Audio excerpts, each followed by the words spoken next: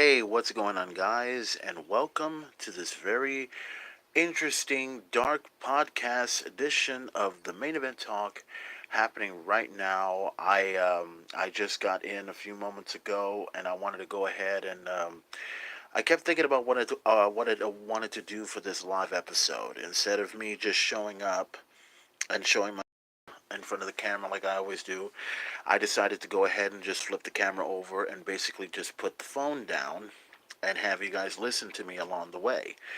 So, it's a pretty cold day over here in Corpus Christi, Texas. It started raining a little bit. It was very, very cold. It's about probably 51, 50 degrees as we speak.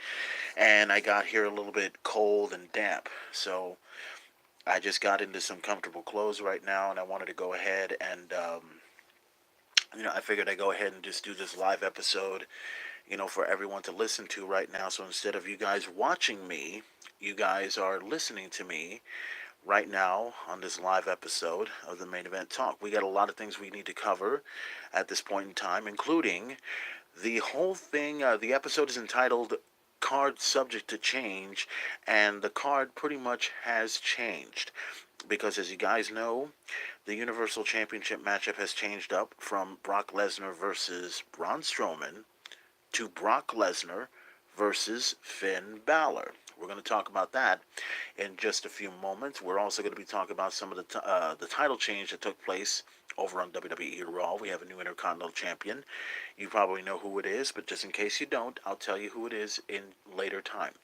And also, we're also going to talk about the brand new WWE Women's Tag Team Championships that were revealed on an episode of A Moment of Bliss, which, by the way, I wanted to talk about that show in particular as well. Also, let's see, the appearance of John Cena, obviously, and also what Braun Strowman did, the controversy behind what's going on and what's taking place and everything else like that. So, and also we got to talk about some of the new faces that came up on Monday Night Raw. And so far, the initial reports that I've been getting, the things that I've been hearing about, is the fact that, let's see, I heard some faces were coming over to WWE, and obviously there were two faces that showed up. There was a tag match that took place on Monday Night Raw last night involving the Riot Squad versus Natalia, Bailey, and the surprise appearance of, you ready for this? Nikki Cross. That's right. Nikki Cross I'm not sure if she is a permanent member of the Raw roster. I may have to look into that just a little bit, but as far as I'm concerned, she just made an appearance. She did a tremendous job on Monday Night Raw alongside with Natalia and Bailey. And while I'm glad that she appeared on Monday Night Raw, this was sort of a disappointing thing for me. And let me explain why. I think it's because I on a previous episode of the Main Event Talk, where I said that if they're going to use the NXT superstars, they got to put them in the right spots. And the right spots that I picked, I wanted Heavy Machinery to be on Monday Night Raw. I wanted Nikki Cross to be on SmackDown. I wanted EC3 to be on Raw. I wanted Lars Sullivan to be on SmackDown. And Lacey Evans, my thought on her is I really don't know where they're going to put her, but unfortunately I feel, much as a few other people have felt, that she doesn't deserve to be on the main roster just yet. She needs to be on NXT for just a little while longer before she can actually appear in the main roster, but she's coming. I don't know when. No doubt she'll probably be coming up on tonight's SmackDown, which, by the way, is happening right now as we speak. So if you guys are watching it, you can go ahead and watch it. I'm not going to stop you from watching SmackDown. But if you want to listen to the Main Event talk about what's going on, then I'll go ahead and keep talking from here on out. But anyway, the reason why it's a disappearance is, oh, hey, what's going on? I can see your comments right here, by the way. Anyways, um, my, oh, okay, yeah, she was backstage on Monday Night Raw. But anyways, the reason why I say that it's a disappointment to see Nikki Cross over on Raw is because obviously the reason why I say it's a disappointment is because I want to see her I want to see her on SmackDown for the obvious reason, and that is for her to be reunited with the group Sanity. Now, as you know, Sanity making a lot of noise on SmackDown. Obviously, they're going to go after the Tag Team Championship over on SmackDown Live in the near future, and hopefully that does take place. But in the meantime, as you guys know, oh, and by the way, happy birthday goes out to one of my favorite McMahons, Shane McMahon, who will be making his appearance tonight on SmackDown Live. And no doubt, and you know this is going to happen, and you've seen the ridiculous things that have happened between the Miz Shane McMahon. No doubt Miz is going to come out with several birthday presents. He'll probably come out with a huge ass cake with a dollar sign in front that says, "Here comes the money, happy birthday Shane." You know how that shit goes. And are you drinking a beer? No, Peter, I'm letting you know that I'm not drinking a beer today. I will probably drink a beer this coming weekend when I have the opportunity. But in the meantime, I'm focused on drinking this big ass red beer. Well, big ass red or big. I'm drinking a big red. Okay, let me get that out of the way, just so everyone can understand what the hell I'm doing. But anyways, um, Shane McMahon's birthday is today, and no doubt Miz is going to be doing a lot of stuff on SmackDown, so I'm going to be checking that out after this episode of the Main Event Talk is over. Let me continue on with Nikki Cross. I think it would have been tremendous for Nikki Cross to be with Sanity, but unfortunately that didn't happen. So now I see Nikki Cross on Monday Night Raw, which I loved it. But the question is she permanently there, or is she just there to, you know, I guess make an appearance? I mean, nothing is official yet, as far as I know it, as far as that deal goes. So Nikki Cross being there on Raw, making some waves, making some headlines. She did tremendous in the tag match. I digged it, and hopefully we see a whole lot more of Nikki. Maybe on Raw, and who knows? Maybe we could see her on SmackDown as a surprise appearance. That could be tremendous. And also another surprise appearance. I was watching the little talk show that Alexa Bliss has called A Moment of Bliss, and I must admit, and I'm going to say this up front because I think I've mentioned this in a previous episode. Alexa Bliss's show, A Moment of Bliss, is a pretty good talk show. It's and you know what's so funny about the talk show is that it's not even in the ring. That's the thing I find so funny. It's not in the ring anymore. It's basically up on stage, which I think that's the better idea. I like it like that. So I've seen one episode of her with Ronda Rousey, and that's when Ronda Rousey announces that she wanted to face off against Sasha Banks at the Royal Rumble, which that's going to be a tremendous match to check out. Can't wait for it. And then Alexa Bliss goes ahead and has a moment of bliss, and then goes ahead and announces the brand new IWGP Tag Team Championships. Yes, the IWGP Women's Tag Team Championships.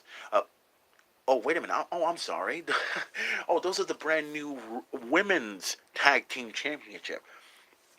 When I saw those titles, I know right away everyone was making the same comment. Oh my God, those look like the IWGP belts, and it's true. I mean, they look almost exactly like it. Which, don't get me wrong. I mean, I like the belts and everything, but can WWE be a little bit original and everything else like that? And speaking of the Women's Tag Team Championship, you guys know about the story, and just in case you don't know, the tag team titles are going to be put up for grabs at WWE Elimination Chamber, which is going to take place over in Houston, Texas. So to all of my friends that are in Houston, I suggest you get your tickets while you can over at the Compact Center because Elimination Chamber is going to be off the hook. Now, and I like this idea. I dig it. There's going to be 3 teams from Raw and 3 teams from SmackDown that's going to compete for the new Women's Tag Team Champion. And no doubt there's going to be some teams. The only teams I could think of is 2 members from the Riot Squad, obviously.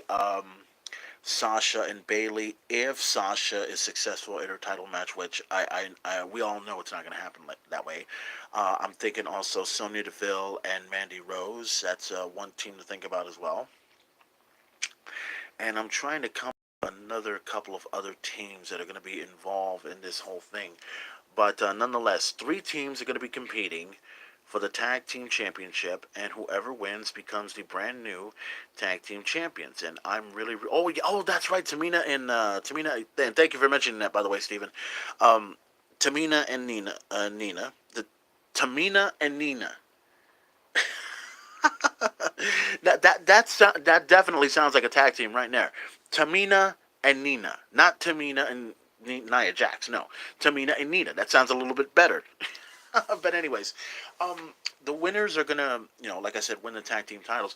But the question that I have to say is, are those tag team titles going to remain on Raw or SmackDown? Or are they going to spread it around? To me, I personally think they should spread it around. I think the women should defend the titles on Raw and on SmackDown, in my opinion. Because if you get another second set of belts for either Raw or SmackDown, it kind of, there's too many championships, and I think I said this on a previous episode. There's already too many championships already, as far as like NXT goes, and SmackDown goes, and Raw goes. I mean, the only thing I wish is if the tag team titles just stay tag team titles, and if we choose, or if WWE chooses to go ahead and make another set of women's tag team titles, well, it's up to them. But in the meantime, I'd rather stick with those titles. But anyways, continuing on with the show, Alexa Bliss has showed up and revealed the tag team titles, and then she goes ahead and reveals the Advocate Paul Heyman. Paul Heyman shows up and, does his talk, comes out, mentioning the whole thing about, the reigning, defending, undisputed Universal Heavyweight Champion, Brock Lesnar, like he always does. And then the crazy part about it was he was giving his viewpoint of Drew McIntyre, of John Cena, and then he was giving his viewpoint of also, let's see, Baron Corbin. And he was about to talk about Finn Balor, and then all of a sudden, a second surprise took place. Another face in WWE showed up. We had Nikki Cross show up on Raw. Now we got one of the guys from Heavy Machinery, and I'm talking about Otis. And I must admit, I really wasn't expecting Otis to be there in this particular awkward moment, which there's another awkward moment we got to talk about, but we'll talk about that right after this deal. But seeing Otis there, and he was just, I wasn't sure exactly what he was doing. He was kind of acting like it was sort of like a trance or something like that. Like he was just, like a stinking caveman and stuff like that there. Don't get me wrong. I'm glad. I know some people probably found it a little bit awkward. To me, it was a bit funny, and it was sort of R-Truth-like type and everything. And it was pretty cool to watch that. But seeing Heavy Machinery over there, I'm so happy that they're there. And they're already starting to get the push that they need, and it's only going to be a matter of time before we see Heavy Machinery become tag team champions. Now, don't get me wrong, I like the team of Bobby Roode, and I like the team of Bobby Roode and Chad Gable, but I'd like to see the Revival become the tag team champions, and I'd like for them to hold on to the titles for as long as they can, and I would like to see the Revival take on Heavy Machinery in the near future for the tag team titles, because as far as I'm concerned, I know that a lot of people wanted to see Heavy Machinery become tag team champions at NXT, but now that they're coming to the main roster, I'm hoping to see that tag team become tag team champions on Raw. So hopefully, now once again, it's another thing where I'm seeing Heavy Machinery on Raw. I don't know if it's permanent. They could show up on SmackDown. Who?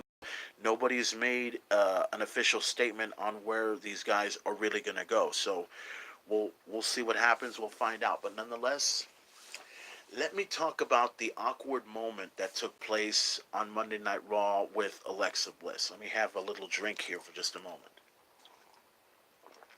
There we go. Okay, now I saw the awkward moment where there's this guy that comes in with his a latte for Alexa Bliss, goes into the door, knocks in, and then all of a sudden there's Alexa right there and holding her shirt on like that, and that was like, to other people, it was an awkward moment. There was a look on Michael Cole's face, and there was a look on Corey Graves' face, and and the first thing I said was, "Really, it's awkward." Well, I can understand why it's awkward, but come on. I mean, can we think about something else, like the fact that Alexa looked almost half naked? And that was sort of the thing that I was trying to pitch. I mean, the fact is that Alexa's hot, and I'm not. I really, I'm not. Well, okay. Let me say it like this. I find Alexa Bliss to be attractive. She's very hot, but also I still don't like her as far as her being champion and everything else like that. But the thing is, I've been hearing a lot of stuff about Alexa Bliss lately. Some initial reports of her. I guess she's being very impatient to come back into the ring, and I think a lot of fans would definitely like to see her come back to the ring. Personally, I wouldn't mind seeing her come back to the ring, but there needs to be some medical clearance for her to do that. So it's going to be a while till we hear anything, and when that happens, it'll only be a matter of time before the goddess comes back into the ring and possibly either go after the Raw Women's Championship, or who knows, she could probably find a tag team champion. And let's see, Trish in the towel office. It's yeah, that's exactly what it is. I mean, you know, like the whole thing with Trish and the towel. I mean, I dig that. The whole thing with that kind of thing. And it's like, it's not really awkward. It's more like, oh yes, I want to see more of that, please. But nonetheless, I mean, to people that thought it was an awkward moment, nah, it wasn't. If you see it as awkward, okay, there's something definitely wrong with you guys. Okay, now we've covered that. We've covered the tag team titles. Let's talk about the title change that took place. And I got to admit, this was a huge surprise to me. It was announced on Monday Night Raw that there would be a triple threat match for the Intercontinental Championship. Bobby Lashley to go one on one against Dean Ambrose and Seth Rollins. And Dean Ambrose is the champion. And I will admit straight up that I was thinking more about Seth Rollins becoming Intercontinental Champion once again, or Dean Ambrose holding on to the title. But it never occurred to me anything about Bobby Lashley. Now, I was watching that entire match, and I admit head to toe, up and down, it was a great, great matchup. And Leo Rush did play a tremendous role in the matchup, and you know he was going to play a tremendous role in the matchup anyway. He was doing all sorts of acrobatic stuff. He was jumping away from Rollins. He was high flying here, high flying there. And then at the end, Bobby Lashley went ahead and speared the hell out of Dean Ambrose. And then 1, 2, 3. Ladies and gentlemen, we have a new Intercontinental Champion in the form of the almighty Bobby Lashley. Now, my thoughts on Bobby Lashley winning the title, first of all, thank you very much for that. A lot of fans are starting to like it, are liking the fact that Bobby Lashley is once again a champion. Now, you have to keep in mind of the titles he's held on to. And a lot of people seem to forget that Bobby Lashley was a United States champion in the WWE when he first started. And he was also Impact Wrestling champion. And I believe he was also, I could be wrong, I think he was a tag team champion in Impact Wrestling. I could be wrong. But he's held on to many titles along the way. So this is the first major title in the WWE since the United States Championship. And this is something that Bobby Lashley definitely needs. He needs to be the Intercontinental Champion. And don't get me wrong, I'm glad, I love Seth Rollins being champion. I love Dean Ambrose being champion. But just like Lashley has only won thanks to Leo Rush and his foot. Well, yeah, I mean, you have to expect someone like Leo Rush to come in and interfere in the matchup. You can't expect Bobby Lashley to win it on his own unless that happens in the near future. But nonetheless, Bobby Lashley becoming Intercontinental Champion is great. I dig it. I love it. And a lot of people are already starting to talk about Bobby Lashley defending his Intercontinental Championship against Brock Lesnar for the Universal Championship at WrestleMania. Um, my thought on that is it sounds good on paper, but let's see what the fans think about it just a little bit more. And let's see what the WWE thinks about it as well. It sounds good. I dig it. But even though Bobby Lashley is Intercontinental Champion, I hope he holds on to the title for a little bit longer and everything else like that. But we all still want to see the one match that we all want to see. Brock Lesnar versus Bobby Lashley. And we need to see that in the near future. And it needs to happen one way or another. So, wasn't Lashley also a WWE champion when he was against Booker T. No, that was the United States Championship. Bobby Lashley won the United States Championship from Booker T, I believe, or he won it from somebody. I could be wrong, but I know that John Cena and Bobby Lashley had a match for the WWE Championship back in 2007. I believe it was the Great American Bash, and they put on a great show. And Bobby Lashley, to me, could have been champion right there, but he fell victim into many of the other victims that fell into the hands of John Cena. But nonetheless, once again, congratulations go out to Bobby Lashley for becoming the Intercontinental Champion. And man, it was so good to see him win that championship. And I'm wondering how long he'll defend the championship. We'll find out in the near future. Now, oh, we've talked about the title change. We've talked about, let's see, back in '06. Yes, that was, but it was Booker. It was not the WWE champion. It was the, I think, let's see, Lashley was the United States title, won it, but JBL. That's right, it was JBL who won it. And he was the ECW champion. I forgot about him in ECW. But then again, we all forgot about ECW. Not the old ECW from a long time ago with Paul Heyman, but the ECW that happened in the WWE, which was good, but it was just terrible at the very, very end, which I'm glad they eliminated it and replaced it with NXT, which that's something I may talk about in the near future. Okay, we've talked about change. We've talked about the women's title. We've talked about some of the new faces that have come up. I guess there's only one thing we need to talk about, don't we? The episode, and I'm hoping everyone's listening to this because we've talked about all of it. Now we're going to talk about the main title. Card subject card subject to change. Now that's been something that we've all gone through in every single event that takes place, whether in WWE or in TNA or Impact Wrestling or any other wrestling organization out there. Now, I had mentioned you have got to give the WWE a few weeks to a few months for some changes to take place because you cannot expect the change to happen within one day. A bit of change may happen, but you cannot go ahead and decide to change everything around in one day. It just doesn't work. You got to give it time. Everyone complains, everyone bitches, but now everyone seems to not bitch, not whine, not moan, not complain because of the change that took place. Before I get to the change, let's talk about Braun Strowman. Let's talk about the fact that he has an opportunity at the Universal Championship at the Royal Rumble. And at the beginning of the show, I think it was Baron Corbin who came out and did what he did and everything else like that. And then Braun Strowman going out there and going after Baron Corbin, and Baron Corbin running away like a little biatch, like he always does. I think it was Elias. I saw Elias come out with a guitar in his hand, playing, strumming along, and everything else like that, and telling him that he's over there at the limousine. He goes to the limousine, and Braun Strowman goes out and destroys the living fuck out of the limousine. And Baron Corbin comes out and leaves. And then Braun Strowman turns around. And who is behind Braun Strowman?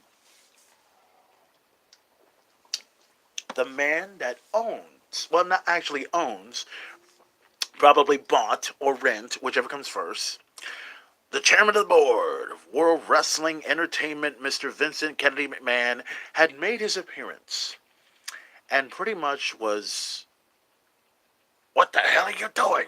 You know? And Braun Strowman, and the funny part was he tried to put the door back on the fucking shit, right? It didn't happen. Now, Vince McMahon goes ahead and decides to fine him $100,000 for the damage done on the limousine, which I have no doubt that's probably how much it is. And he can't, fine him $100,000. So he takes away something else. He takes away his title shot for the Universal Championship,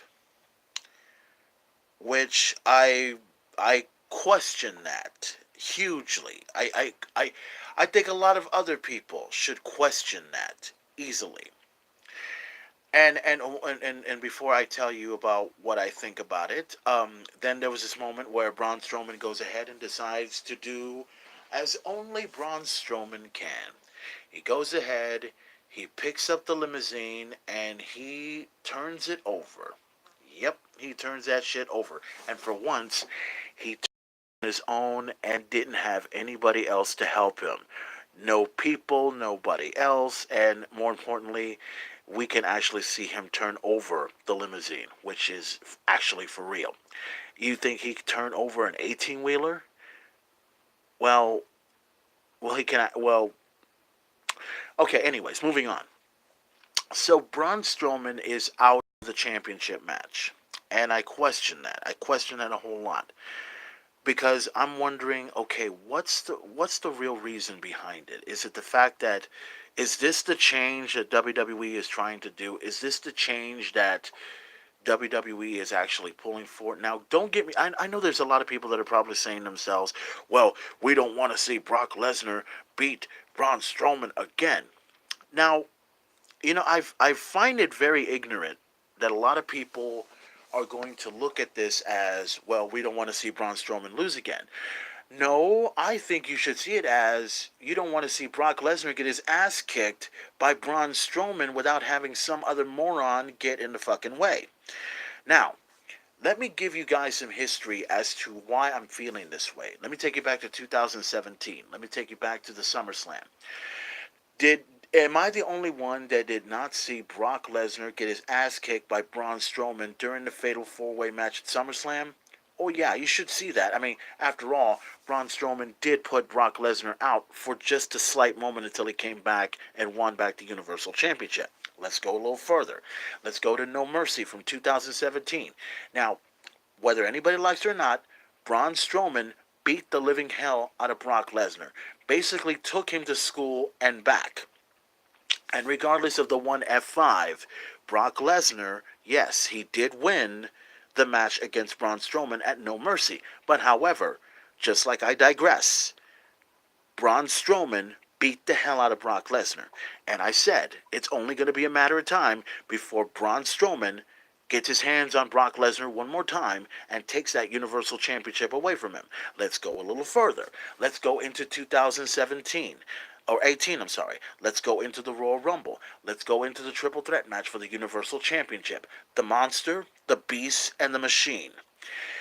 We saw what happened. Braun Strowman, just like he did last time, beat the living hell out of Brock Lesnar. Although there was that one moment where I think Brock Lesnar got hit in the face or hit in the face with a knee by Braun Strowman, and then Brock Lesnar paid him back with a fucking punch right there on his face, and I saw his head bounce back, and I was like, oh shit. That was some crazy shit. But at the end, who did Brock Lesnar beat in that triple threat match? He beat Kane. He didn't beat Braun Strowman. So that tells me, okay, Brock Lesnar is scared and afraid of Braun Strowman. Now, I have wanted to see Braun Strowman and Brock Lesnar go at it at WrestleMania, but that didn't happen. So, a while, Braun Strowman has went on a tremendous streak. Everything from him winning the tag team titles at WrestleMania with a 12-year-old kid, and then he goes on to win the greatest Royal Rumble ever. He goes on to win Money in the Bank. He did cash it in, but he didn't, get exactly what he wanted and everything. But anyways, the point of all this is that Braun Strowman deserves to face off against Brock Lesnar. Now, let's go to Crown Jewel, the worst pay-per-view of them all. The setup was, from what I understand from other people, the setup for Braun Strowman to look as helpless as possible, and because of Brock Lesnar, or because of Baron Corbin, I'm sorry, because at that time he was general manager and tried to do what he could for Braun Strowman. Brock Lesnar beat the hell out of Braun Strowman, but it wasn't exactly the performance I was looking for out of Braun Strowman. So a lot of people just in the fact, didn't believe in the fact that Braun Strowman could beat Brock Lesnar. So all that was left to do was for Braun Strowman to eliminate Baron Corbin. You eliminate Baron Corbin, you get your hands on the Universal Championship. He got his hands on the Universal Championship, and now he goes to the Royal Rumble to take on Brock Lesnar. Now, someone decided to go ahead and change this entire event, which in my opinion, and I say this, Braun Strowman got screwed. I don't care what anyone else thinks. Everyone has their opinions about what they feel. I feel Braun Strowman was screwed. And there was also a report that I looked at that Brock Lesnar wanted to work with Finn Balor. Now, let me, and I'll get to that in just a moment. Let me continue on. So, Braun Strowman is out. He's no longer the number one contender for the Universal Championship. So now we get Drew McIntyre, we get John Cena, we get Baron Corbin, and Finn Balor. Finn Balor had a qualifying match to be a part of the Fatal 4-Way match for the Universal Championship, which he beat Jinder Mahal. He moves forward. He goes after John Cena, Baron Corbin, Drew McIntyre. And they all go at it against each other. And at the very end, you saw it. Finn Balor wins his match. 1, 2, 3. Finn Balor is now the new number one contender for the WWE Universal Championship. Now, in all honesty, to be honest with everybody, I'm glad that Finn Balor has an opportunity at the Universal Championship. However, I wish this was done after the Royal Rumble. Now, that's my opinion on that.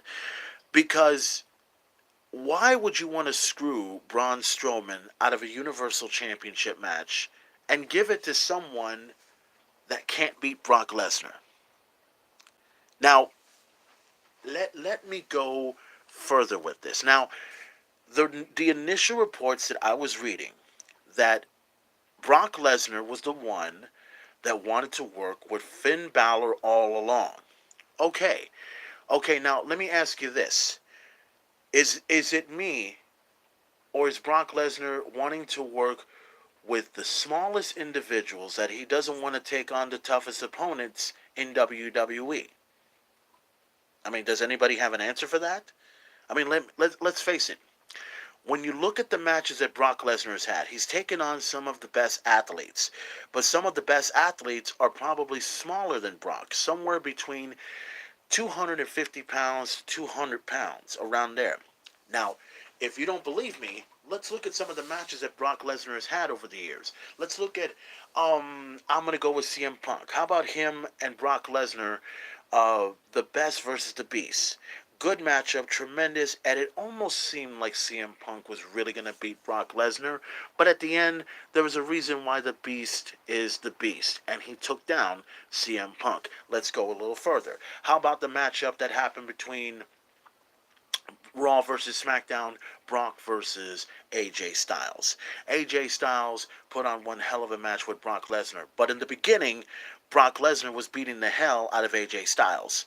And even though AJ Styles pretty much almost had Brock Lesnar and pretty much almost came close to defeating the Beast Incarnate, there's a reason why he is the Beast Incarnate. He took down AJ Styles with one F5, and then that was it. Let's go even further. Survivor Series, Daniel Bryan versus Brock Lesnar. Those two had a tremendous matchup as well. Daniel Bryan played mind games with the Beast Incarnate, but even the mind games alone could not stop the Beast. The Beast took him down. The Beast took down the WWE Champion. Brock Lesnar is still the Universal Champion, and he is still at the top of the food chain. Now, you've got Finn Balor, the number one contender. Now, is it just me? I'm saying this because it's true. Is it just me, or is Brock Lesnar really that fucking scared of Braun Strowman? I gotta tell you, I mean, this is the thing. It's funny that Brock Lesnar wanted to have this match with Finn Balor all along. I don't think he wanted to have this match just to have a good match. I think he wanted to have the match just so he can beat him, dominate him, and end up just like CM Punk, just like AJ Styles, just like Daniel Bryan. Now, while all of you can believe that that Finn Balor is going to beat Brock Lesnar, I say, let's see how this goes. Now, I know that some people, even Vince McMahon, probably doesn't believe that Finn Balor can beat Brock Lesnar.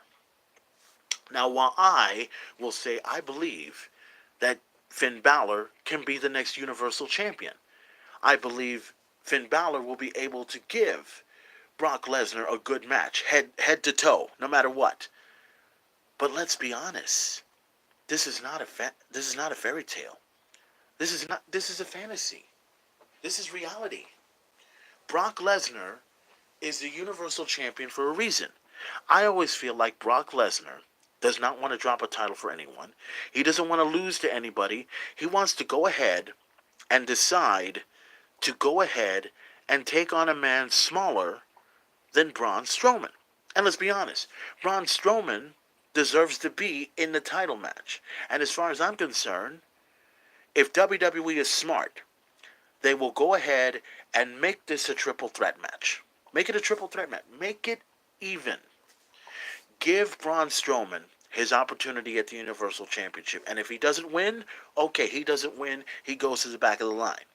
And if Finn Balor can't beat him either, put him in the back of the line. Make it fair. But what happens? What happens, and I'm saying this because it could possibly happen.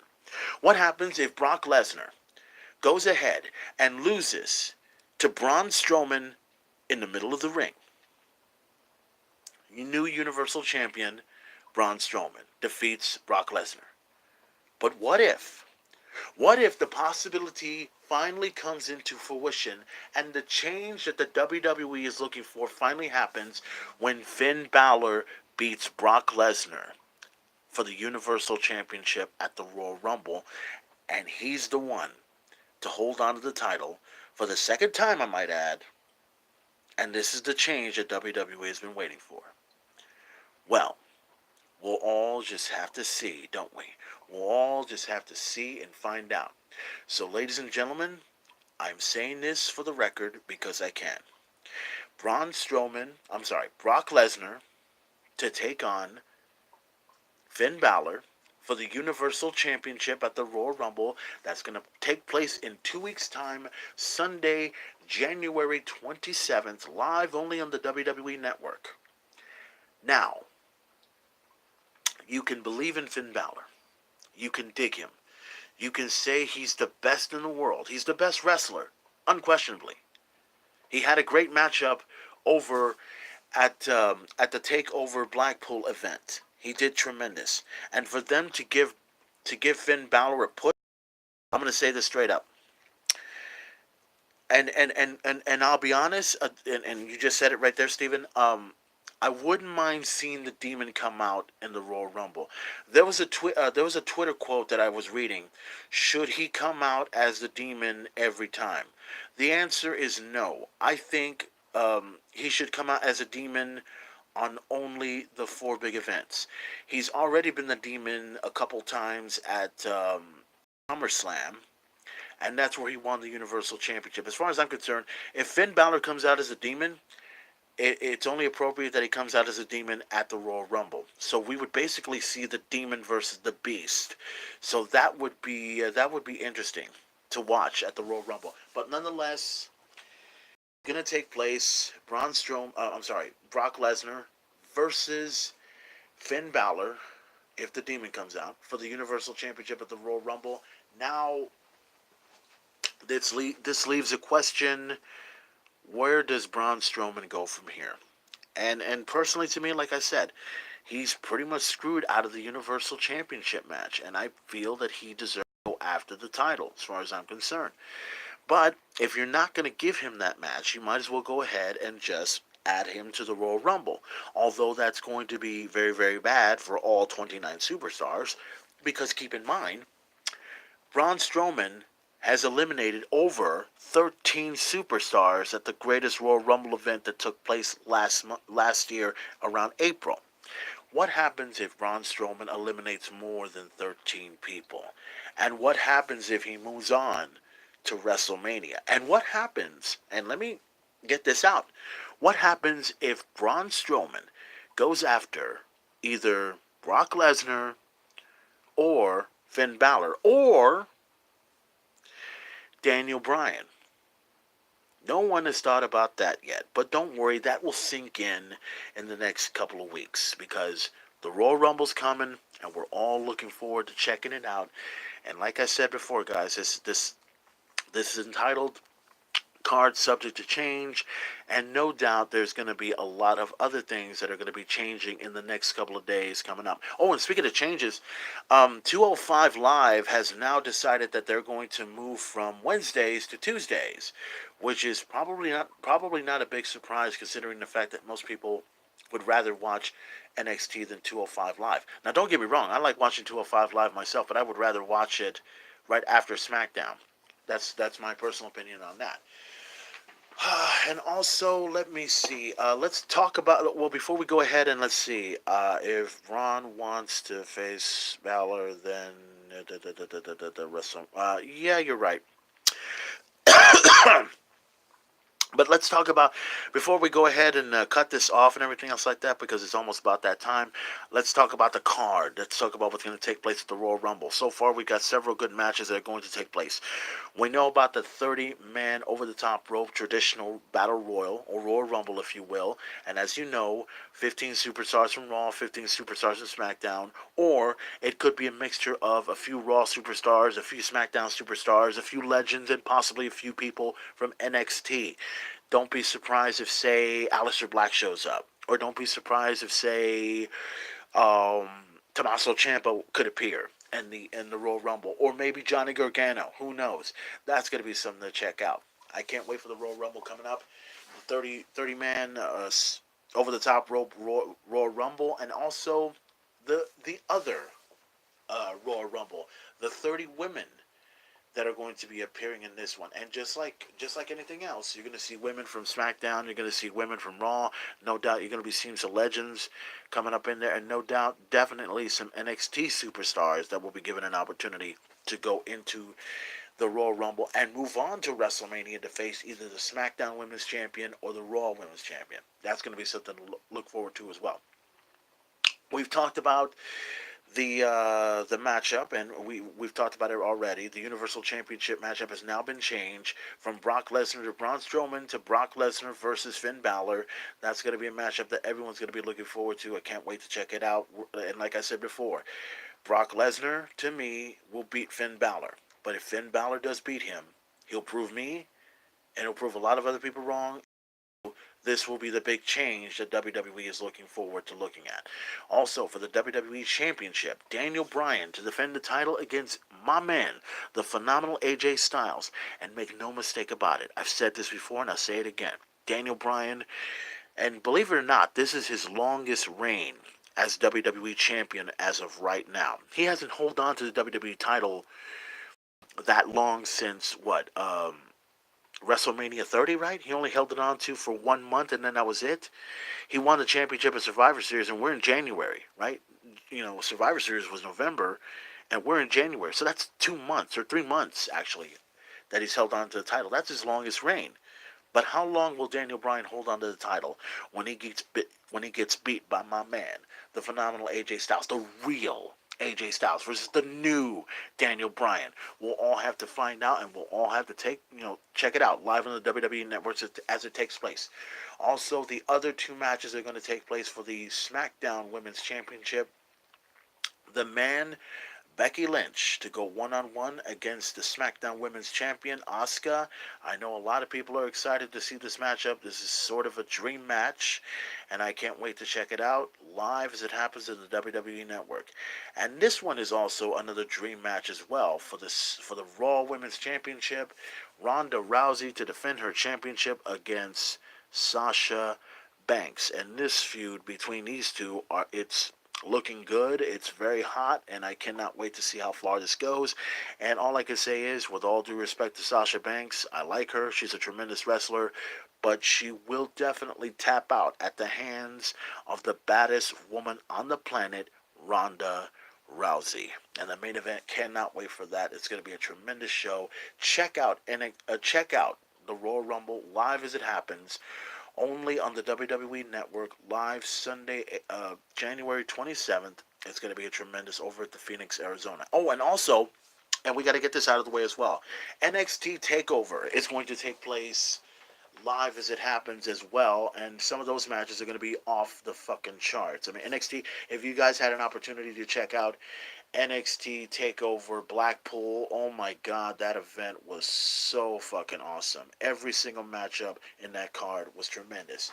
So I think NXT TakeOver Phoenix, they're going to have a tough following to match up against England. Which, by the way, did you guys hear the report about? I think it was the England fans, the UK fans, were chanting, and I thought I heard them sing this. I could be wrong. They were singing something on the deal. I kept hearing it over and over again. Are you watching Vince McMahon? I think that's what they were saying. Are you watching Vince McMahon? And then I kept hearing that. Oh, what? I mean, I didn't know what they were saying at first, and then that was the actual chant that happened. So, the UK fans have really outdone themselves, and they did, do a tremendous job. Now, the question is to everyone in Phoenix: are they going to be able to out chant the UK? They're going to have to, to all the NXT fans in the United States, you're going to have to find a way to out chant them, because they did a tremendous job, and everyone's really starting to like what the UK fans are doing and everything else like that. Let's talk about NXT Takeover. Let's talk about the matches that are going to take place. The my man Aleister Black to go one-on-one against the NXT champion Tommaso Ciampa. As far as I'm concerned, I said this before and I'll say it again. Tommaso Ciampa may be the champion right now. Time before my man Aleister Black becomes champion, and it will be fade to black for Tommaso Ciampa, and we will see a new NXT champion that will take place at Takeover Phoenix. Also, for the NXT Women's Championship, Shayna Baszler to defend the championship against Bianca Belair. And don't get me wrong, I like Bianca Belair. I find her to be a tremendous athlete. Not to mention she's very, very attractive.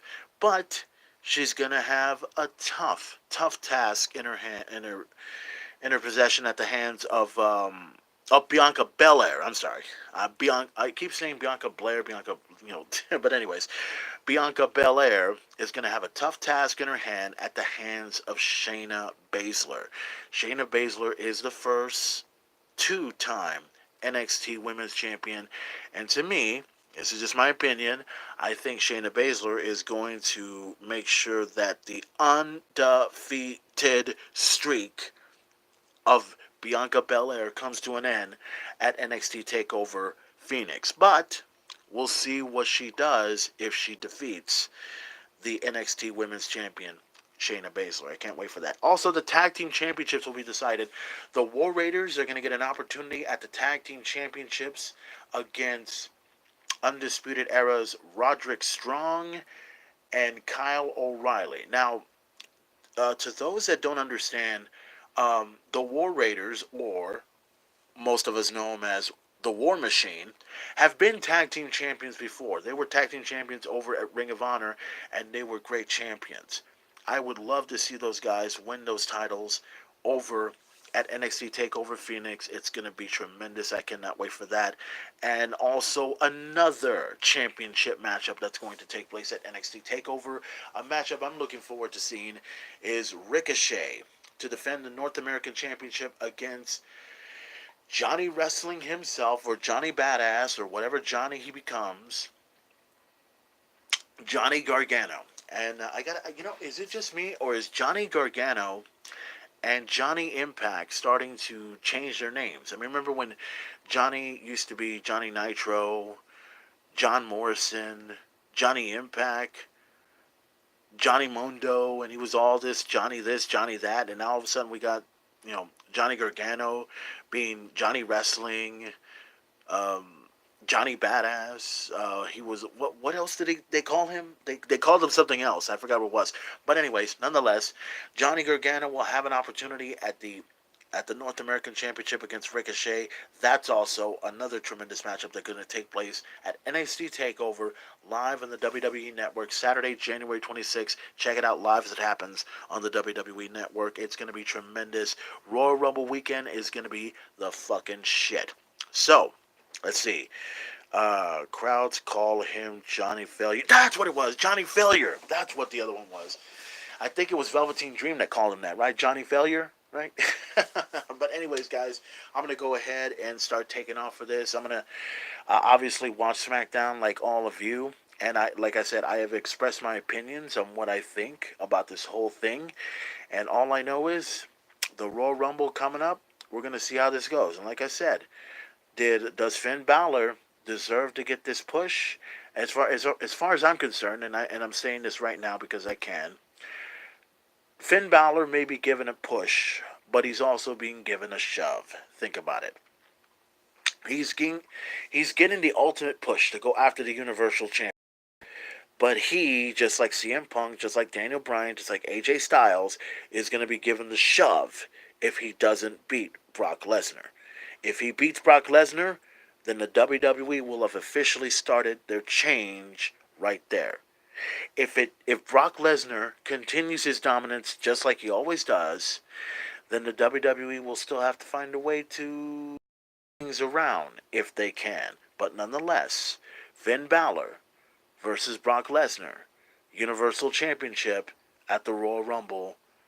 We'll see what happens. So, ladies and gentlemen, thank you for listening to this podcast edition of the Main Event Talk. And like I said before, as much as I would love to show my handsome looking face with the great features and the nice hair and everything else like that, I decided to go ahead and let you hear the soothing sounds of the main event as only I can.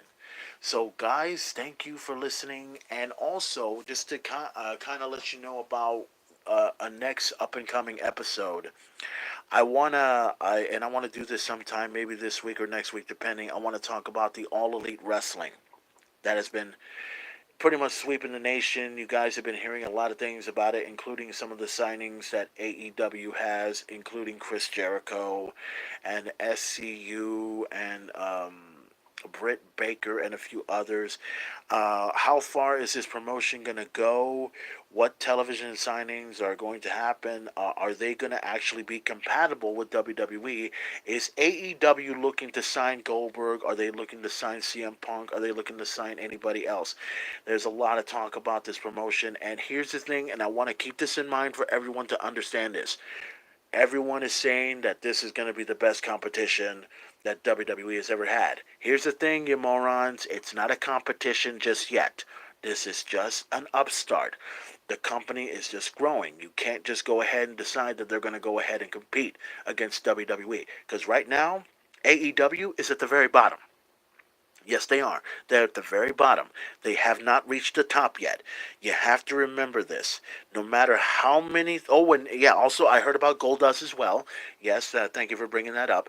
No matter how anyone sees this, AEW is a great promotion and it's looking good so far, but you cannot, under any circumstances, put them in competition with WWE.